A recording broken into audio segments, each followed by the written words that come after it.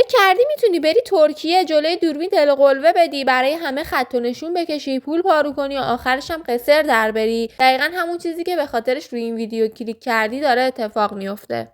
برخورد قضایی شروع شده. حسابای اینستاگرام شرکت کننده‌های عشق ابدی و زن روز یکی یکی داره از دسترس خارج میشه و برای همشون پرونده قضایی تشکیل شده. پس تا آخر این ویدیو با من باش تا بفهمی دقیقاً چه بلایی سرشون اومده و قراره بیاد. قضیه از اینجا شروع شد که این برنامه‌های رئالیتی شو که تو یوتیوب وایرال شدن زیادی تو چشم اومدن. عشق ابدی که یه دیتینگ شو مثلا لاکچری بود، پر از روابط عجیب و غریب و دعوای ساختگی و واقعی. زن روز هم با مجریگری مهناز افشار و پرستو صالحی مسابقه مد و فشن بود. خب تا اینجا شاید بگی اینا که سرگرمیه، ولی مشکل دقیقاً همینجاست. از نظر قانون محتوای این برنامه‌ها مصداق ترویج سبک زندگی مغایر با حیا تشخیص داده شده. به خاطر همین دیگه فقط بحث یه محتوای ساده تو یوتیوب نیست. رسما شده یه پرونده امنیتی فرهنگی. تازه این فقط ظاهر ماجراست. پشت پرده دعوای یاشار و معین یا اون افشاگری وحید رو یادتونه؟ همون جنجال‌ها آتیش ماجرا رو تندتر کرد.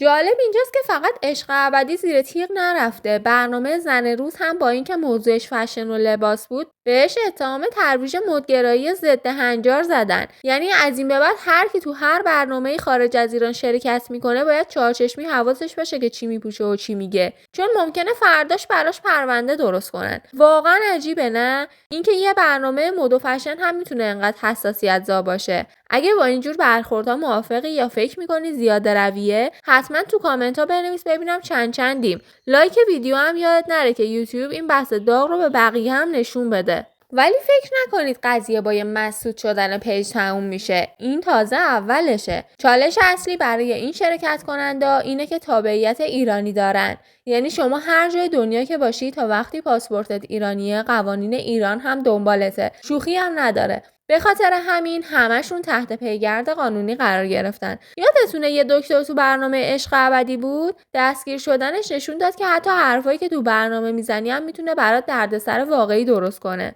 یا اون ماجرای حمله معین به یلدا سر فیلم‌های خصوصی، همه اینا پرونده‌هاشون رو سنگین‌تر کرده. اینا دیگه حاشیه و جنجال مجازی نیست، حقیقته.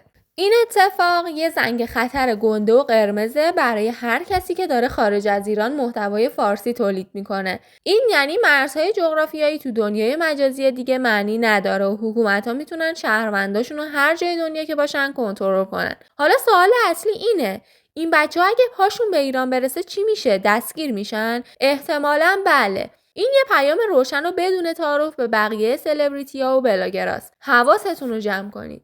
خلاصه که دوران بزن در رو تو یوتیوب و اینستاگرام، اونم با محتوای خط قرمزی، انگار داره تموم میشه و بازی خیلی جدی تر از این حرفا شده. نظر نهایی شما چیه؟ این آخر و عاقبت بچهای عشق ابدی و زن روز میشه درس عبرت برای بقیه یا این موجا میاد و میره؟ تو کامنت ها برام بنویسید.